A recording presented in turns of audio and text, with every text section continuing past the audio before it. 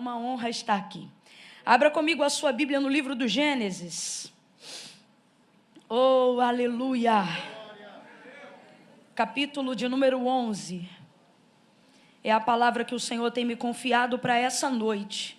Uma palavra profética. Gênesis, capítulo de número 11. Oh, Deus de coisas grandes, Deus de maravilhas. Aleluia! Oh, glória a Jesus. Glória a Deus. Aleluia! Amanhã é meu esposo, o pastor Eduardo, que vai estar aqui à noite, né? Eu fui vendo, né? Pela manhã, pastor Delano, à tarde, pastor Éder, falei certo? E à noite, o pastor Eduardo. Aí eu fui vendo que o irmão Igor continuava. Eu só dizia, Deus dá força ao irmão Igor. Sustenta o irmão Igor, dá graça ao irmão Igor, porque o pregador muda, mas o Igor não muda. Falei, dá vitória ao teu servo. E eu sei que Deus usará com muita graça.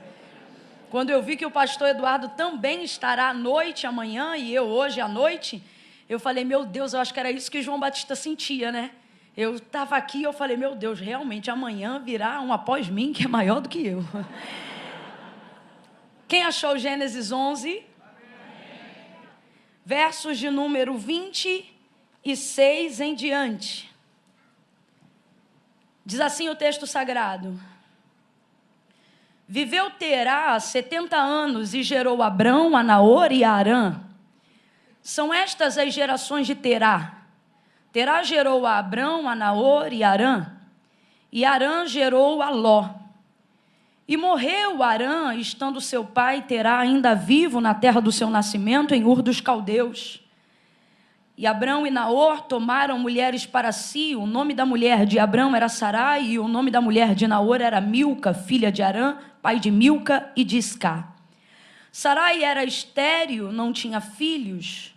Tomou então Terá a Abrão, seu filho, e a Ló, filho de Harã, filho do seu filho, e a Sarai, sua nora, mulher de seu filho Abraão, e saiu com eles da terra de Ur dos Caldeus, para ir à terra de Canaã.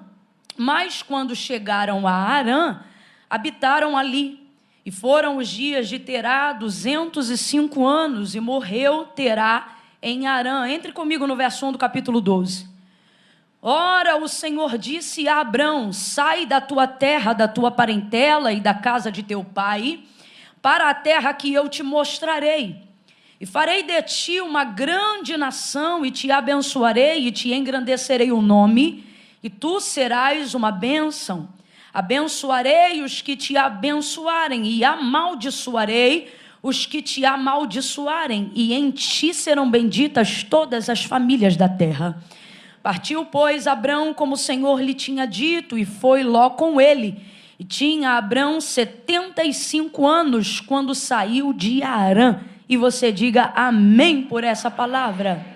Se assente glorificando a Deus.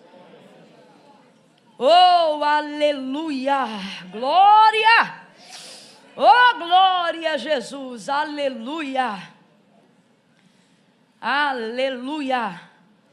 Como a gente abriu a narrativa do texto bíblico na genealogia de Terá, pai de Abraão, eu vou sintetizar bem rapidinho para você, porque todas as vezes que a gente abre a narrativa do texto bíblico numa genealogia, a impressão que a gente tem é que é tanto filho do filho do filho do filho, que uma hora a gente já diz, não sei mais de quem é filho, né?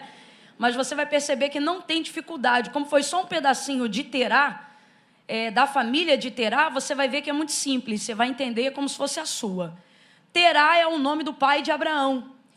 E ele já vai me perdoando de antemão, mas eu vou dizer aqui o tempo todo Abraão, porque você sabe que o Senhor lhe mudou o nome. De Abrão ele passou a se chamar Abraão. Então foi o Senhor que mudou o nome, ele ficou conhecido como Abraão. Não me obrigue a ter que dizer Abrão só porque eu estou lendo o capítulo 12. Porque ficou conhecido como Abraão. Então vai ser Abraão, e você sabe que eu estou falando da mesma pessoa que é o Abrão. Quem entendeu, diga amém. Amém. Não me irrita, tá bom? Nós vamos seguir falando Abraão. Terá era pai de Abraão, mas não só de Abraão. Ele teve 3 filhos. Abraão era o primogênito, Naor era o segundo, o filho do meio, e o caçula, que era Harã. Então vamos lá, qual era o nome do pai de Abraão? Terá. Quantos filhos ele teve? 3. O primogênito se chamava? O segundo? E o caçula? E aí a narrativa vai trazer uma coisa tão triste, uma tragédia que vai acometer a casa de Terá. E a gente diz tragédia, mesmo não sabendo qual foi a causa da morte de Arã, o filho caçula, porque você vê que o texto faz questão de mencionar que Terá enterrou seu filho Arã, ou seja, sendo seu pai ainda vivo, para poder mostrar o tamanho do peso daquilo que está acontecendo. E é por isso que nós chamamos de tragédia, independente de qual foi a causa da morte. Porque, cronologicamente falando, isso é como se fosse um atentado contra a vida.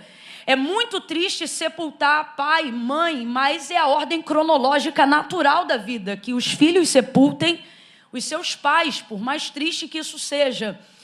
Porém, é totalmente ao avesso, né? Choca, faz com que o luto seja quase que insuperável, insuportável, quando essa lei da vida é trocada, onde pais passam a sepultar os seus filhos.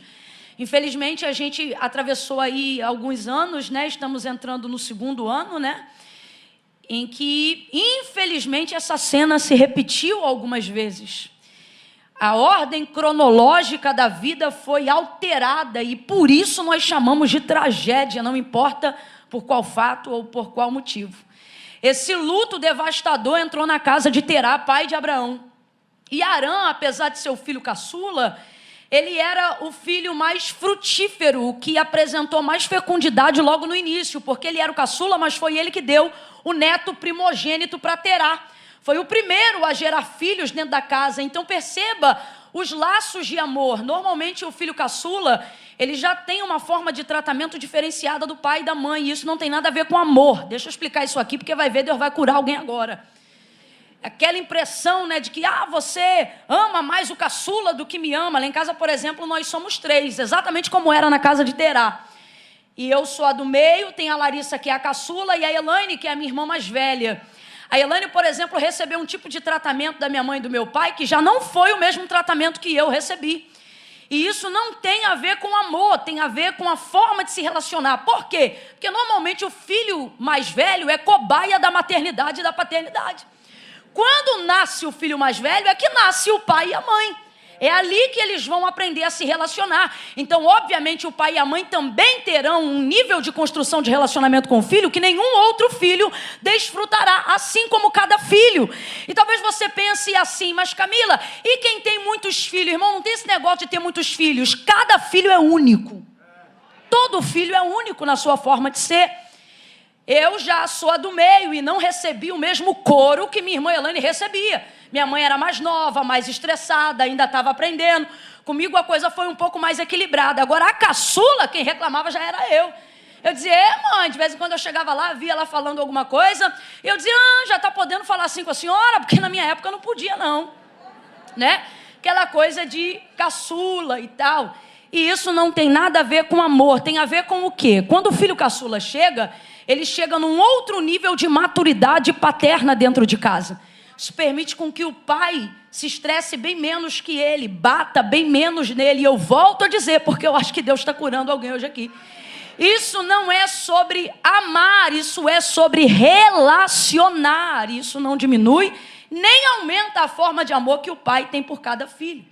Então, fora esses laços de misericórdia, de maturidade, de crescimento que Terá vai desenvolvendo com Arã, Arã ainda acrescenta na casa, trazendo a memória de um neto primogênito. Então pense, toda casa que já foi abençoada com uma criança, né? Sobretudo aqueles que já podem ser chamados de vô, de vó, sabem com perfeição do que eu estou falando. Minha mãe, por exemplo, é vó. E ela diz que ser vó é muito bom. Ela diz, Camila, é como se fosse filho sem responsabilidade. Eu digo, é mesmo, mãe? Ela diz, então vigia, porque eles querem estragar intencionalmente. É um jeito de dizer assim, ele é o meu neto, é meu amado, é minha amada, mas é problema seu, sabe? E minha mãe fala sobre isso. Então pense na alegria de Terá, do seu filho caçula sair o seu neto primogênito. Qual era o nome desse neto? Ló. Aí você começa a entender porque que quando Deus chega a Abraão no capítulo 12 e diz assim para ele, sai da tua terra, da tua parentela, sai da casa de teu pai, vai para uma terra em que eu vou te mostrar. Você percebe a dificuldade dele, ele se desvencilha daquele restante, mas não consegue desvencilhar-se de Ló. Aí quando você sobe um pouco mais aqui na genealogia onde a gente viu, aí você começa a entender, porque quando Arã morre, o pai de Abraão, que é Terá, vai estender paternidade sobre Ló, que é o que acontece quando um pai perde um filho que deixou um neto. Aquele neto vai ser criado pelo avô, mas não vai ser criado como neto, vai ser criado como filho. Foi o que aconteceu com Ló. Ele foi criado como filho por Terá e Abraão viu aquilo acontecendo dentro da sua casa. Terá perdeu o seu filho, Abraão perdeu o seu irmão. Essa casa sofreu um baque tão grande com a dor do luto, a dor da perda, porque o luto ele te humilha. O luto ele te afronta. O luto faz com que a sua sensação de impotência seja potencializada. Então você vai perceber que não há uma coincidência no texto. Do que você está falando, Camila? É Arã morrer, é Terá dizer, vamos embora daqui. Imediatamente, por quê? Porque ele não quer ficar no lugar que ativa a memória da sua dor. Ali está a construção das suas lembranças, ali está a construção da sua família. Não há absolutamente nenhum cantinho que ele olhe, que ele não tenha uma lembrança e uma memória, seja de Arã, seja do nascimento do seu neto, seja da construção do seu relacionamento com o seu filho. Então ele entende que aquela família pode subsistir, sobreviver, superar em outro lugar e construir novas lembranças, não para esquecer as velhas, mas para não ser afetado pela memória da sua dor. Ninguém aqui pode criticar Terá. Isso aqui não é sobre superar, é sobre fazer o necessário para sobreviver. E nisto aqui Deus já está trazendo aplicação na vida de alguém que está passando por um nível de dor insuportável, seja a tragédia de um luto, ou seja uma traição, uma decepção, uma difamação, qualquer coisa que espete, que catuque, que ative a memória da sua dor. O que Deus está dizendo? Muitas pessoas não conseguem viver uma nova etapa, inaugurar um novo ciclo, romper com o passado que tentou lhe desgraçar, porque elas estão tão motivadas pelo seu próprio ego. Em que, Camila? Em mostrar que elas superaram, que elas rompem a etapa principal de quem de verdade quer superar, que é o quê? Não é superar, é sobreviver. Primeiro você sobrevive, para com essa visão absurda de querer mostrar para as pessoas que não está doendo, de querer mostrar para as pessoas que não te afetou, de querer mostrar para as pessoas que isso não te mudou, de querer mostrar para as pessoas que isso não mexeu com você, que isso não mexeu com a tua mente, que isso não mexeu com a sua cabeça. A humildade do patriarca dessa família me impressiona. Ele admite que o lugar que ele cresceu, criou os filhos, esse território é dele, essa terra é dele, o gado é dele, as ovelhas são dele, a tenda é dele, os funcionários são dele, as lembranças são dele, as memórias são deles, mas ele não se preocupa em dar-se por vencido na área da dor.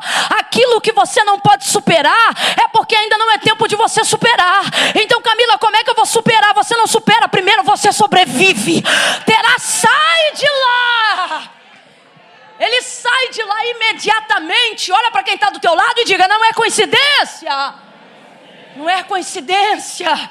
Não é coincidência que desde determinados acontecimentos você não consegue orar como antes. Não é coincidência de que desde que determinadas coisas aconteceram, você não consegue se consagrar como antes. Não é coincidência que desde coisas que aconteceram, você já não se relaciona com Deus como antes.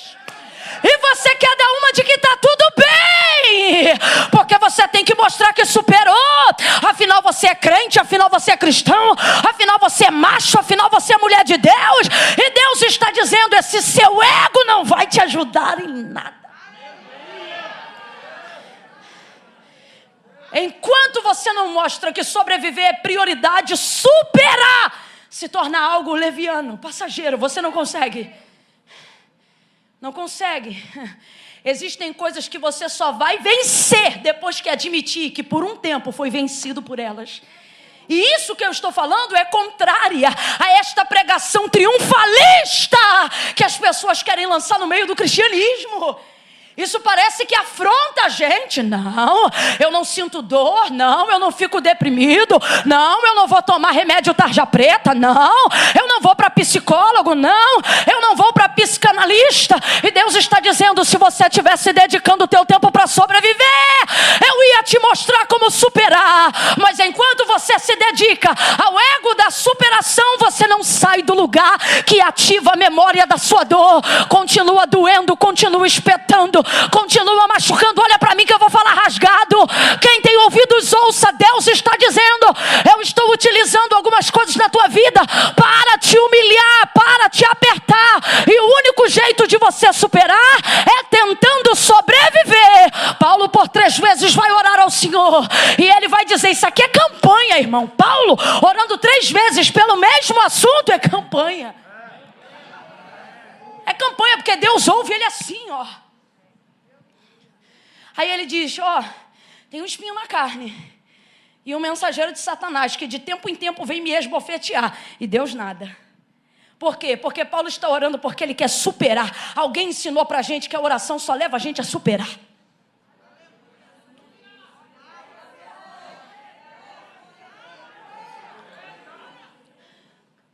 Ora de novo, porque Deus não respondeu. Tem um espinho na carne e um mensageiro de Satanás que de tempo em tempo vem me esbofetear.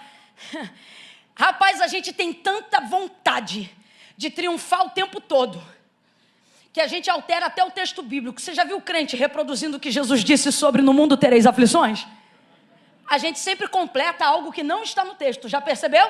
Porque Jesus disse: no mundo tereis aflições, mas tenham bom ânimo, eu venci o mundo. Vós, aonde? Termina com um ponto dizendo: eu venci o mundo. Sabe o que ele está dizendo? Se glorie que eu já venci o que você não venceu. Eu já venci o que você não venceu. Eu já superei o que você não superou. Eu já rompi aonde você não rompeu. Por isso Paulo disse: quer se gloriar em alguma coisa? Glorie-se, pois, em Deus. Na terceira vez, então, o Senhor lhe responde por insistência da oração.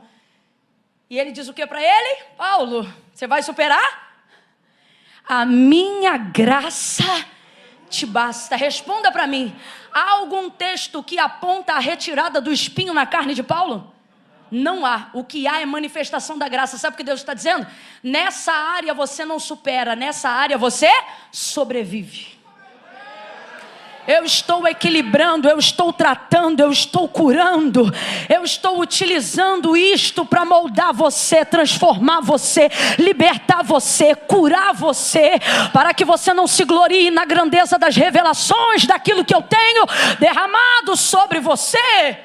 Terá, vai ter uma visão, uma humildade incrível. Eu acho isso lindo. Ele diz: nós vamos sair daqui, como eu disse, não por coincidência, mas ele entende que não tem mais o porquê ficar ali. E então ele vai revelar o destino de onde ele quer chegar. Ele diz: olha, nós vamos sair daqui. Pegou família, pegou todo mundo, pegou tudo que tinha, tudo que construiu e foi embora. E já saiu de onde estava, determinando onde queria chegar. E o lugar que ele quer chegar é extraordinário. É tão bom que Deus dá continuidade ao apontamento que terá a dar. Porque quando ele sai da terra de Ur dos Caldeus, ele diz: nós vamos sair daqui e vamos para Canaã. Na verdade, a tão falada Canaã, que a gente tanto fala, né? A Canaã que é tão emblemática, não só para os hebreus, mas ela é tão forte no contexto sagrado, a ponto que nós utilizamos Canaã como tipologia do céu, né? Canaã celestial, lugar do repouso, lugar do descanso, lugar do cumprimento da promessa, lugar das superações, lugar onde eu me realizo, terra que mana leite e mel, terra do triunfo, terra da conquista, terra da posse, terra da escritura definitiva. Ela é tão emblemática que a gente utiliza como tipologia celestial. A primeira vez que este nome então vai ser citada para tal apontamento de hereditariedade, de superação, de herança e de família, não sai da boca de Deus e nem da boca de Abraão, sai da boca de Terá, pai de Abraão. Agora você não vê Deus falando com Terá no capítulo 11, a voz de Deus só se manifesta no capítulo 12 a Abraão. Isso mostra que Terá tem um nível de visão. Um homem sábio tem um nível de visão. Um homem instruído, prudente, tem um nível de visão. Não há aqui apontamento profético, não há aqui apontamento determinado pelo próprio Deus, não há aqui registro de que Deus tenha falado com Terá, mas Terá tem uma excelente ideia na sua humanidade. E ele diz: nós vamos sair daqui e nós vamos para Canaã. Qual é o nome do lugar? Nós vamos para... Vem, igreja, nós vamos para... Vamos para Canaã. Agora perceba, ele sabe aonde ele está, sabe por que quer sair e sabe aonde ele quer chegar. São os 3 passos principais para quem quer chegar no seu destino. Você precisa saber aonde você está. Segundo, você precisa saber o porquê você quer sair. E o terceiro, você não pode sair antes de saber aonde você quer chegar. Primeira coisa que Terá vai fazer, ele vai reconhecer aonde ele está. Quem aqui tem aplicativo de mapeamento? Waze, Google Maps, qualquer coisa desse tipo? Vocês têm? Vocês têm? Hoje em dia a gente não chega mais a lugar nenhum no boca a boca, fala a verdade. É aplicativo, colocou ali o endereço e dá certo ou não dá? Dá certo ou não dá? Eu nunca vi alguém desobedecer o Waze e chegar na hora certa. Dá certo, dá uns caminhos doidos, mas dá certo. Como é que funciona o aplicativo que aponta o destino que você quer chegar? Presta atenção. A primeira coisa é reconhecer aonde você está. Se você não reconhecer aonde você está, você pode ter o endereço de onde você quer chegar, mas você não chega. Pegue aí sem rede, pegue aí sem internet, num dia aí qualquer. Um lugar onde você quer chegar, um restaurante que você quer comer, a casa de alguém que você nunca foi e deseja chegar. Pegue o endereço, coloque completo, nome da rua, número da casa, confirme o bairro. Se não tiver internet para reconhecer o lugar que você está, ele traça a rota de chegada? Mesmo que você tenha botado o endereço certo, ou seja, você sabe aonde você quer, mas se ele não reconhecer aonde você está, ele não traça a rota. Alguém aqui está entendendo o que Deus está dizendo? Você fica tão preocupado em olhar para lá. Você sabe aonde quer chegar. Você sabe que há um propósito de Deus no cumprimento da sua chamada, na superação das suas emoções, na realização do seu sonho. Gente, sem medo de errar, ainda mais num ambiente cristão como esse. 98% das pessoas que estão aqui, sem medo de errar. Se eu chegasse aqui um por um e perguntasse: irmã, você sabe onde você quer chegar? Irmão, você sabe aonde você quer chegar? Como assim? Sonho, lugar de realização. Quando a gente quer chegar em algum lugar, você nunca observa o caminho, porque a gente está falando de sonho, campo imaginário. Para isso só basta você saber o lugar de chegada. É igual quando você chega para uma criança, ela não tem noção da estrada, da faculdade, da vida, da experiência. Mas se você chegar para ela e disser assim: o que você quer ser quando você crescer? Ela não pensa na trajetória, ela só fala do destino. Quero ser astronauta. Se ela soubesse como é difícil, e se ela soubesse que nem todos os astronautas jamais chegarão à Lua, né? Mas ela não pensa no caminho, ela só pensa na chegada. Isso é o que possibilita sonhos. E sonhos são o primeiro passo para quem quer viver realizações. Quem não sonha não realiza nunca. Quem não sonha não realiza nada. Por que quando a gente chega numa comunidade carente vai cuidar de criança? A primeira coisa que a gente toca através dos bonecos, dos fantoches, das histórias bíblicas, seja o que for, na área da psicologia, a primeira coisa que a gente acessa é a capacidade lúdica da criança, para que então ela abra na mente um leque de possibilidades e comece a acreditar que é possível ser, é possível chegar, é possível ir, é possível conhecer. À medida com que você vai crescendo, você vai perdendo capacidade lúdica, e isso vai fazendo você ter mais dificuldade de sonhar, de desejar, de querer ser, porque você já não vê só a chegada, você começa a imaginar o caminho. Ah, mas para isso tem que ter faculdade. Ah, mas para isso tem que ser casado. Ah, mas para isso tem que ganhar tanto. Ah, mas você começa a imaginar o caminho. A criança não. Agora volte nessa noite a ser como uma criança, porque Deus trouxe gente hoje aqui e Ele está dizendo: ei, eu posso fazer você ir muito além da onde você disse que quer chegar. Mas a primeira coisa que você precisa fazer é reconhecer aonde você está. Sem reconhecimento de onde você está agora, mesmo que você saiba aonde você quer chegar amanhã ou daqui a alguns anos, isso não garantirá a sua chegada, porque a rota que faz a sua chegada só aponta o caminho. Lembra do aplicativo? Se você conseguir fazer um reconhecimento de onde você está agora. Preste atenção, não importa como você está. Você só precisa ter capacidade de reconhecer. Você só precisa ter condições, humildade, de reconhecer aonde você está agora. Você consegue fazer isso?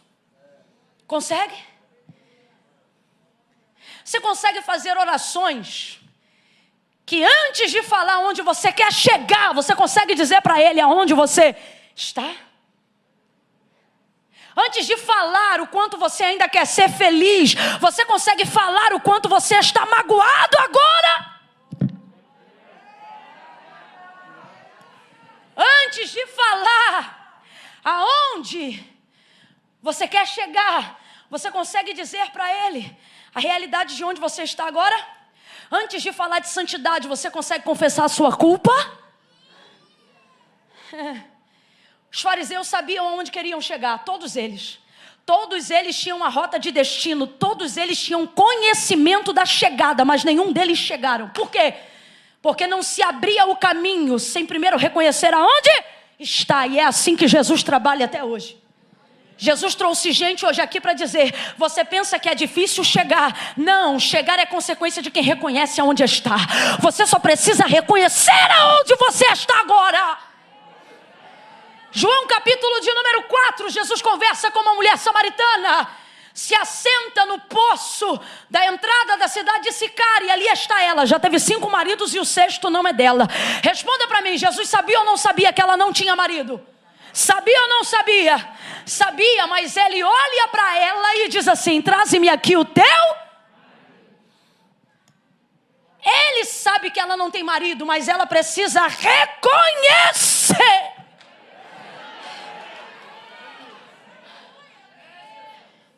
Aí ela diz: eu não tenho marido. Aí Jesus olha para ela e diz: disseste bem.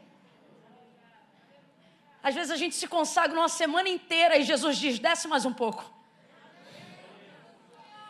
A mulher não se consagrou nem um dia, vai ver, tinha acabado de sair do ato com um homem que não era dela, mas por ter dito a verdade, Jesus diz: arrebentou, hein? Ó, disseste bem.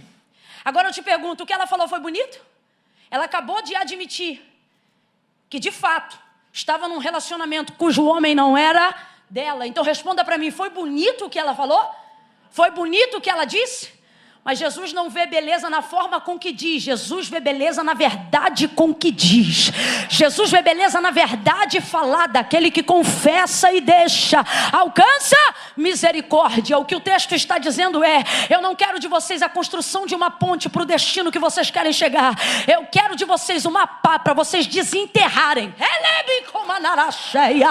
o lugar e as coisas de onde vocês estão. Está na hora de mais reconhecimento do Estado e haverá apontamento do caminho. Eu vou falar de novo.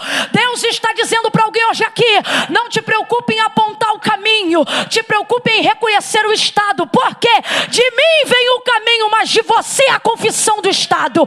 De mim vem a ponte, mas de você o lugar da partida. De mim vem o destino, mas de você a retirada. Ele diz: eu posso fazer ponte, eu posso fazer estrada, eu posso criar conexão, eu posso abrir porta, eu posso fechar porta, eu posso te botar no avião, eu posso visitar a tua conta, eu posso visitar teu marido, eu posso salvar tua casa, posso libertar tua esposa, eu posso curar do câncer, posso libertar da AIDS, eu tiro da prostituição, eu tiro da droga, eu entro na boca de fumo, eu abro, eu fecho, eu abato, eu exalto. Só tem uma coisa que eu não faço por você, mas enviei o meu Espírito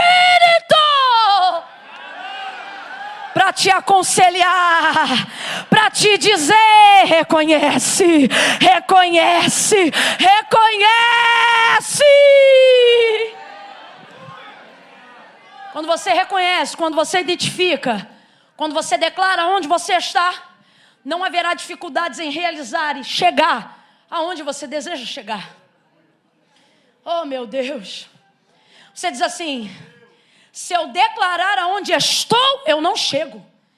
E o Senhor está dizendo: se você declarar onde você está, você começa.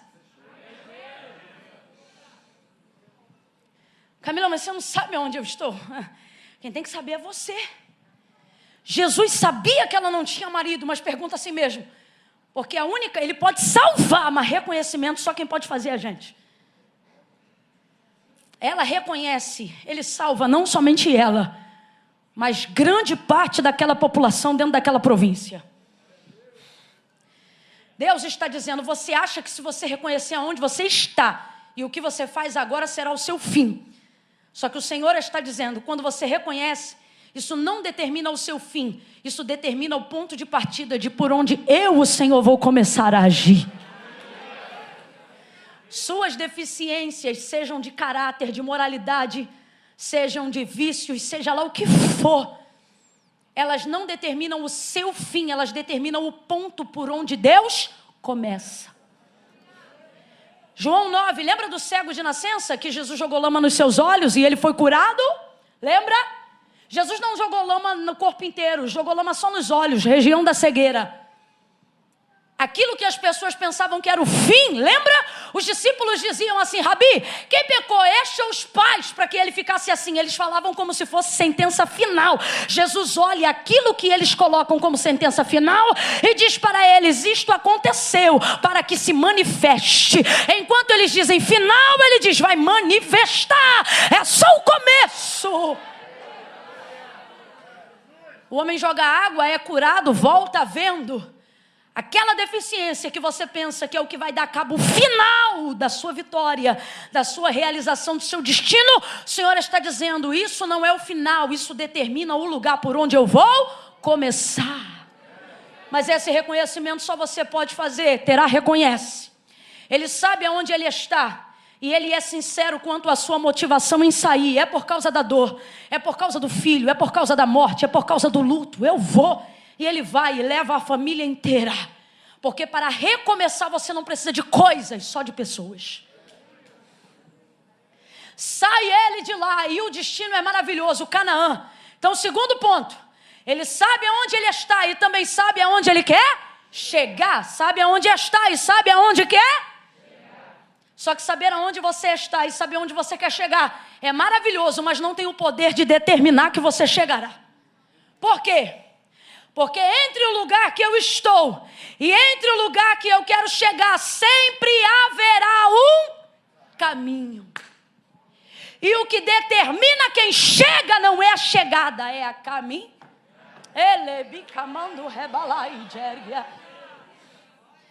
Ele sabe onde ele está, sabe onde quer chegar. Ele conhece o território para poder chegar em Canaã. Ele conhece, mas o texto diz que enquanto ele vai para lá, para onde, gente? Diga, Canaã. Vem com força. Para onde, gente? Para onde, gente?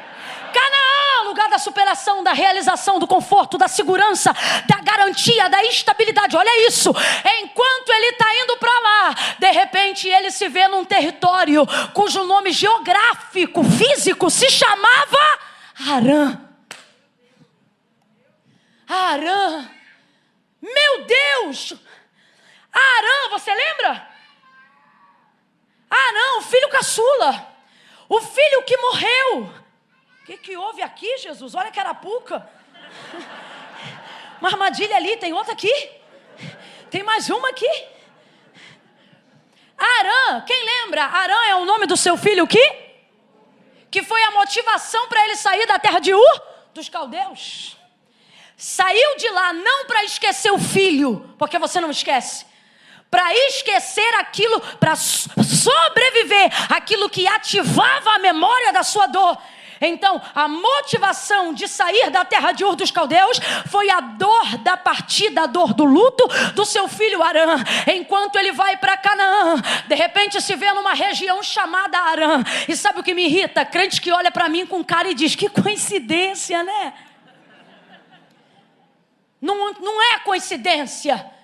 Não é coincidência.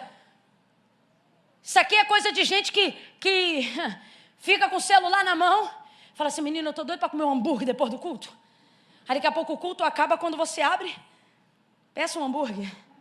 Primeiro anúncio da sua rede social. Menino, olha a coincidência. Lembra que eu falei que eu queria comer um hambúrguer? Tolinho. Isso não é coincidência, isso é algoritmo, isso é informação. Você acha que essa guerra de privacidade no mundo virtual é por causa de quê? Camila, eles ouvem o que ele fala? Ouve! Tá chocado, tá pensando, pregadora com teoria da conspiração. Vai pensando. Diga aí que você quer morar num apartamento, em qualquer momento do dia. Depois entre na internet, o primeiro anúncio de corretagem vai estar te oferecendo um apartamento e não uma casa. Aí o crente diz, olha aqui, confirmação. Para de colocar na conta da coincidência aquilo que é coletado com as informações que sua boca derrama. A boca só fala do que o coração está cheio. E na vida não é diferente. Hoje a gente entende isso por algoritmo, rede e etc. Mas no mundo espiritual isso já existe há muito tempo. O diabo sempre colocará diante de você coisas das quais você quis sair, com lugares dos quais você quis romper. Não é coincidência. Olha de novo para alguém, você vai gritar para ele com carinho, vai dizer, não é coincidência.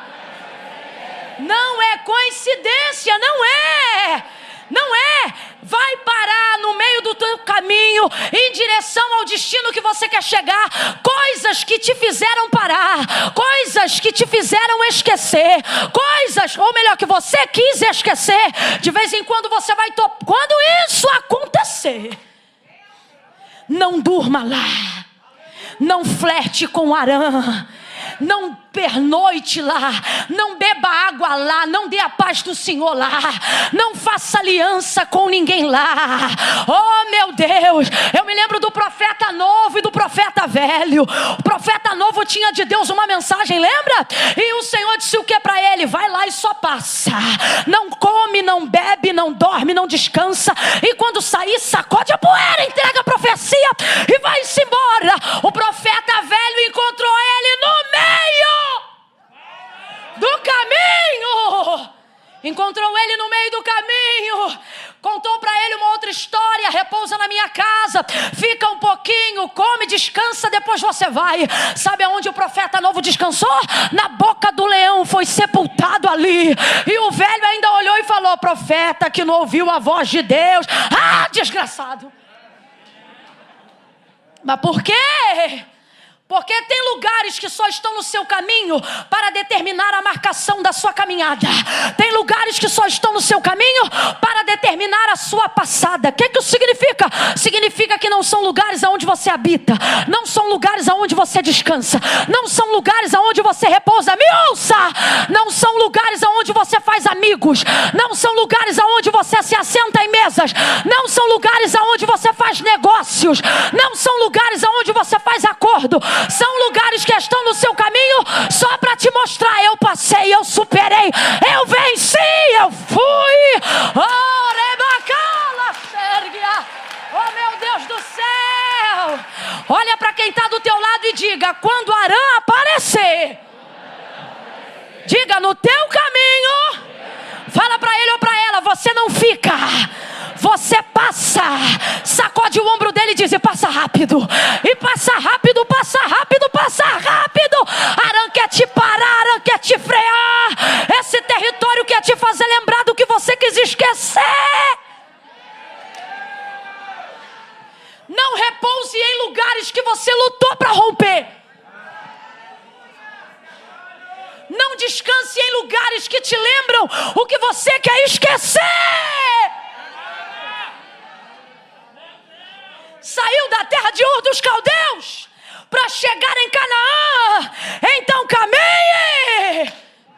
Eu tenho certeza absoluta. A Bíblia trabalha de forma sintética, sintetizada, melhor dizendo. Ela sucinta as histórias, porque não dá para contar os detalhes. Lembra de João? Não caberiam nos livros do mundo. Não tem papiro, nem papel, nem tinta para conseguir contar cada detalhe do que Jesus fez. Então, eu acredito piamente que se um homem sabe aonde está, E sabe o lugar que quer chegar? Quando ele passa em Arã, ele não pensa em ficar lá. Eu não tenho dúvida.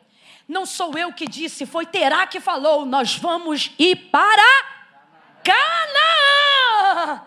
Mas quando para em Arã, ele não rompe. Eu tenho certeza. Cá para mim, tá? Você não é obrigado a cair na minha, não. Mas cá para mim. Que ele não disse, nós vamos morar aqui. Ele disse, nós vamos só descansar aqui. Nós vamos só pernoitar aqui. Porque, irmão, quem tem destino e sabe onde quer chegar, não para antes de chegar. Sim ou não? Sim ou não? Então eu tenho para mim que ele não decidiu morar em Arã quando passou. Ele decidiu tomar uma água, descansar. Sabe assim, quando você está em viagem, você para num ponto? Eu sinto que foi isso. Porque Arã está bem no meio da viagem. Sabe, eu sinto que ele disse assim, vamos só descansar um pouco, amanhã de manhã a gente vai. Só quem tem aqui família aglutinada sabe que quem diz que vai amanhã não vai mais. Minha família é assim. Eles chegam de manhã e dizem, já tem que ir embora. A gente diz, ficou até agora, vai almoçar. Aí a gente almoça. Quando eles dizem, eu vou embora, estamos coando um café, espera um pouco. Quando a gente toma o café e diz, uma hora dessa, já está quase no lanche, segura mais um pouco. Já anoiteceu, caiu o sol, levantou a lua. Aí a pessoa diz, vou embora, está muito tarde, vamos jantar, já ficou até agora. Depois a gente janta, conversa e estende mais um pouco. Aí pega o carro, quando a gente vê botando a cadeirinha conforto das crianças no carro, está muito tarde para ir embora. Vão ficar aqui mais um pouco, aí dorme em casa. No outro dia, irmão, vou levantar e vou embora. Aí a gente levanta primeiro, prepara a mesa, ninguém aguenta uma mesa.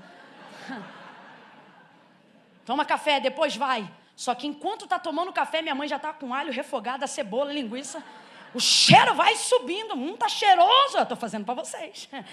Irmão, lá em casa só sai na hora que a gente quer. Não é pessoal, vou sair. Não, não vai não, nós vamos te pegar. É assim. Eu tenho para mim. Porque na vida é assim que acontece. Arã não vem para te parar de cara, vem para te fazer ter a sensação de que você pode ficar ali um pouco. Aí você quer me ouvir aqui nessa noite dizer que é coincidência? É coincidência a pessoa que quase destruiu o seu casamento. Recentemente você não está bem com a sua esposa. Aí aquela abençoada, que não é abençoada, é uma desgraçada, manda uma mensagem inbox do nada. Menino, que coincidência, eu estava pensando nela esses dias. Ah, diabo. Rapaz, estava pensando nela esses dias. E você acha que o diabo, o expert em neurolinguística do mundo não percebeu tua cara, teus olhos? Você acha que ele não viu quando você estava com aquela cara de bobo? E as meninas a mesma coisa, as irmãs a mesma coisa. Ai, fulano é mais bonito. Fulano é mais isso. Fulano é mais aquilo. Daqui a pouco sobe o WhatsApp. Boa noite. Você diz, meu Deus. Isso é Arã. Querendo te fazer parar. É noite de livramento para quem tem ouvidos. Quem tem ouvidos, ouça. Quem tem comichão, começa a coçar, porque eu vou falar. Deus está dizendo, ei, eu sei aonde você está, sei aonde você quer chegar, mas o segredo de quem chega não é a chegada, é a caminhada. Quando Arã aparecer no teu caminho, o que é Arã? O filho, não, a memória da dor. O que é Arã? É aquilo que quer me fazer parar do lugar que eu saí. Oh, você não pode flertar com aquilo que você quis esquecer. Você não pode pernoitar em lugares onde você orou para Deus te tirar. Você não pode se assentar em mesas de ciclo de amizades que um dia você disse, Deus, me livra deles. Mas você diz, eu tenho uma aliança. Deus está dizendo, a aliança que te sepulta não é aliança. Isso é algema travestida de aliança. Mete o pé e sai de Arã. Sai enquanto é tempo, sai enquanto é dia, passa rápido. Eu vou falar bem rasgado porque Deus está falando comigo, que está livrando lares hoje aqui da mulher estranha, que está livrando casamentos hoje aqui do homem adúltero. Deus está dizendo, você não tem que guardar contatinho, mas está bloqueado, você não tem que bloquear, você tem que excluir, eliminar, tirar da tua vida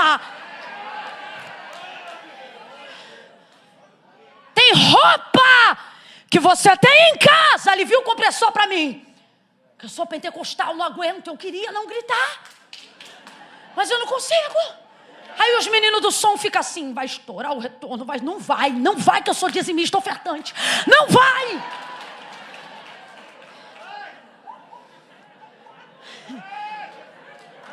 Tem roupa que você guarda em casa.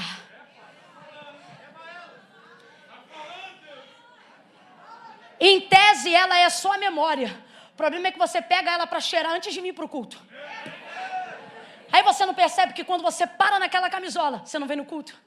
Você não percebe quando você abre aquele álbum de foto. Irmão, você aguenta, está curado, mete um porta-retrato bem grande, não importa se morreu, é problema seu.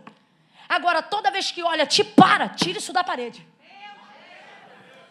Quando você senta para olhar aquela fotografia, isso neutraliza, a louça fica na pia, o banheiro fica imundo, você não vem para o culto, desmarca seus compromissos, isso é Arã.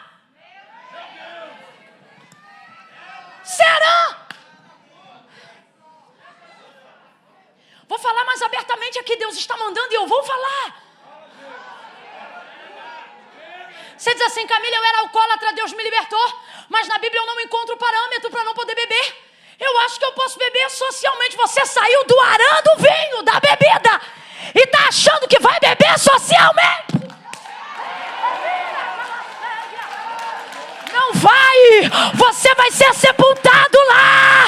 E Deus está dizendo, eu vim para te livrar, para te dar mais 15 anos de vida. Tira teu pé de Arã.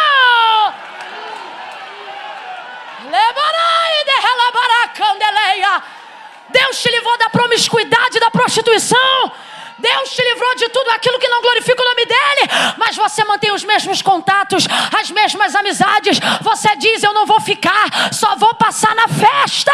Você vai ser sepultado nessa festa. Sai fora desse ciclo. Sai fora desses relacionamentos. Isso é Arã. Isso é meio de caminho. Isso é para obstruir a tua rota. Sabe o que eu acho lindo nessa noite? Eu poderia pregar e dizer que Jesus falou, eu sou o pão da vida, e é mesmo. Ele disse também, eu sou a água da vida. Verdade? Estamos aqui na fonte. Ele disse tantas coisas. Ele disse, eu sou o pastor. Ele disse, eu sou a porta. Mas nessa noite, para quem está ouvindo, ele está dizendo, eu sou o caminho. Você diz assim, por que eu sei aonde eu estou? Sei aonde eu quero chegar e não chego. Porque o que determina a chegada não é conhecer o destino, é saber fazer o... Deus está dizendo, eu sou o caminho. Eu sou o caminho. Você só consegue passar por Arã se for comigo. Sem mim você dorme lá. Sem mim você diz que é uma noite e vira uma semana. Sem mim você diz que é um dia e vira um mês. Sem mim você diz que é uma dose e daqui a pouco volta para o ar de novo.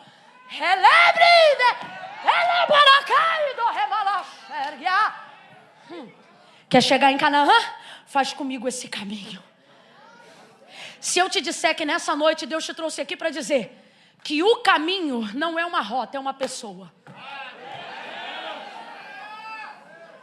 Prega para os dois aí e diga, o caminho não é um atalho.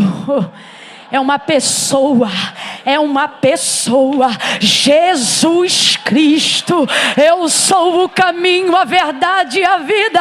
Ninguém vem, seja ao Pai ou a qualquer lugar, se não for por mim. Terá vai para Canaã, mas para em Arã. É tão triste, se encerra o capítulo de Terá, que é o 11, no verso 32, dizendo, foram os dias de Terá 205 anos, e morreu Terá em Arã. Mas ele queria chegar onde? Mas morreu em? Queria chegar onde? Mas morreu em? A fonética final de ambos os nomes, apesar de serem diferentes, são exatamente iguais. Arã, Canaã, Canaã, Arã. Arã, Canaã, Canaã, Arã, É a mesma coisa. Fonética final é a mesma coisa. Camila, isso tem relevância? Pergunta para quem compõe se tem relevância. Pergunta para quem faz música de sucesso se tem relevância. Se você não mete uma bela harmonia, uma melodia, Não bota rima não, para ver se alguém aguenta ouvir. Isso a gente aprende na infância ainda, quando estão ensinando a gente na literatura a construir poema. Me lembro na 5ª série, na construção de poema, terminava com O, a gente ainda, O, terminava tudo com O. Para entender o que é rima. Aí você diz, Camila, o que tem a ver? Isso que eu vou falar agora não tem exegese para ser dita. Eu vou falar porque o Espírito de Deus falou comigo. Quem crê, coma. Quem não crê, não coma. Eu disse, Senhor, a fonética é exatamente igual. De fato é. E ele parou justamente nesse lugar. Deus falou assim para mim, na vida de um cristão que sabe onde quer chegar, Satanás não se apresenta de chifre e rabo. E o Senhor disse assim para mim, todas as vezes que você tiver um lugar e quiser chegar lá, ele vai sempre te acomodar num lugar parecido com o lugar que eu falei que eu vou te colocar. Para você ter a sensação de que aonde você está, já está muito bom.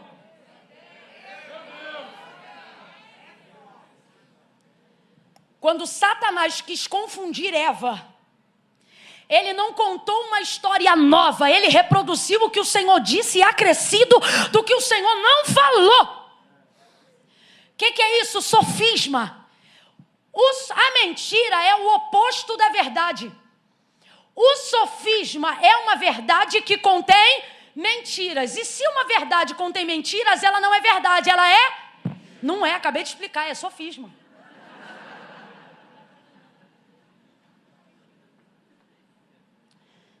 Mentira, oposição da verdade. Tem que ser o oposto. O que é o sofisma? Uma mentira muito mais refinada. Por quê? Porque ela não é oposta completamente. Ela tem verdades. Mas uma verdade que tem mentiras não é verdade. É um...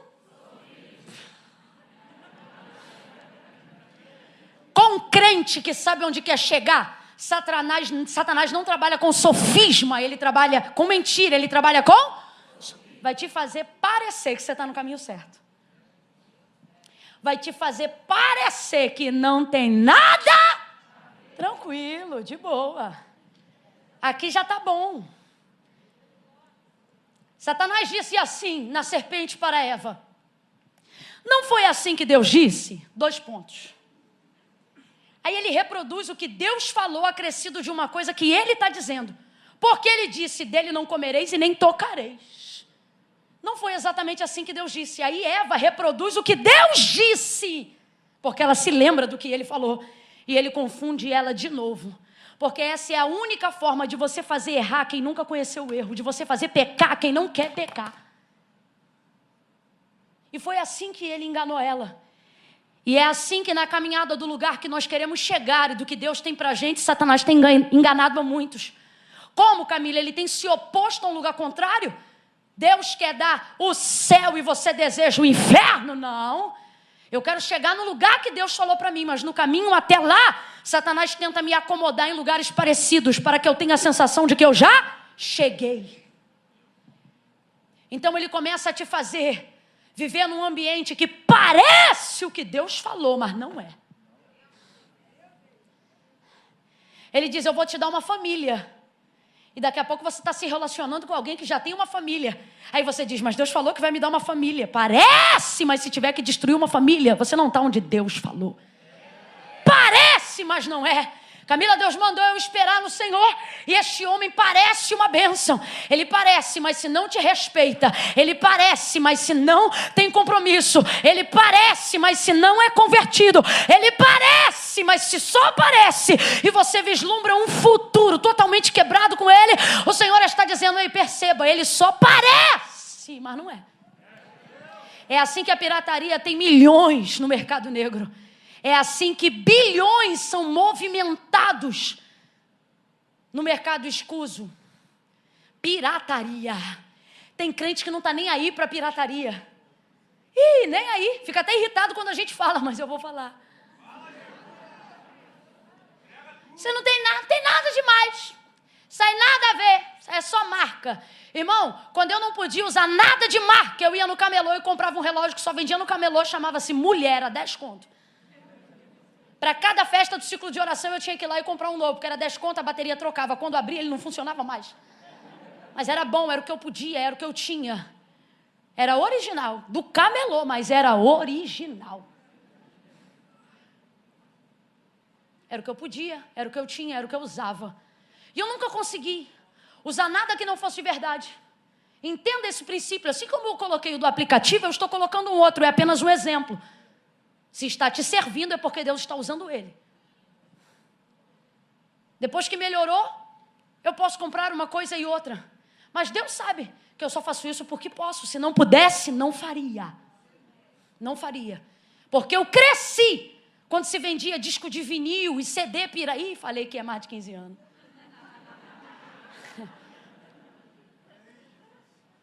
E eu me lembro do comercial e dizia: pirataria é crime. E aquilo ficava na minha cabeça, e minha mãe não era crente, mas sempre ensinou a gente a ter caráter. Porque quem te ensina a ter caráter não é religião. E eu só comprava aquilo que eu podia. Quando eu conheci os caminhos do Senhor, um dos versículos que mais falou comigo nessa área foi: ser fiel no pouco, que no muito te colocarei. Quem não consegue ser fiel no pouco, não vai ser colocado no muito. Se você engana no troco, se você engana na pirataria, se você compra da mão de quem faz réplica, vou falar assim, e não está legalizado, não está correto, e você diz: nada a ver, você está errado. Você está ficando acomodado num lugar que parece. Sabe quando você vai ter um original? Nunca. E você diz: eu não estou nem aí. Então você já está acomodado no lugar da sua sepultura. Isso não é sobre ter muito ou ter pouco. Isso é sobre ter só o que é original. Ficar onde é meu lugar. Sabe quanto eu calço? 35. Você acha que eu compro sapato de que tamanho? Está na dúvida? A resposta já está na pergunta. Eu calço 35. Você acha que eu compro sapato de que tamanho? Porque se eu comprar maior, fica folgado. E se eu comprar menor, fica apertado. Assim é quem para onde Deus não mandou. Assim é quem fica onde não está no lugar original do cumprimento da promessa. Quando Deus te impelir a um lugar onde você só deve passar, por mais que você não goste deste lugar, passe. Não durma, não se relacione, não comungue, mas passe. Porque todas as vezes que eu estou diante do texto do capítulo 11, eu me lembro de Juízes na biografia de Sansão. O texto diz que o Espírito do Senhor impelia Sansão. O que é isso? Conduzia ele, influenciava ele, mesmo que ele não tivesse vontade de ir, a passar em um lugar que ficava, diz o texto, entre Zorá e Estaol. O Espírito do Senhor, de tempo em tempo, impelia. O que é isso? Empurrava contra a vontade. Levava ele para um lugar que ficava entre Zorá e Estaol. Deixa eu ver se você lembra. O lugar ficava entre e ele nunca ia. No dia que Sansão morre, o texto termina dizendo assim: e foi ele sepultado entre Zorá e Estaol. Irmãos, a Bíblia não diz categórica, mas a gente que tem sensibilidade entende o quê? Que era o Espírito dizendo: Sansão, se você não me obedecer, é aqui que você fica.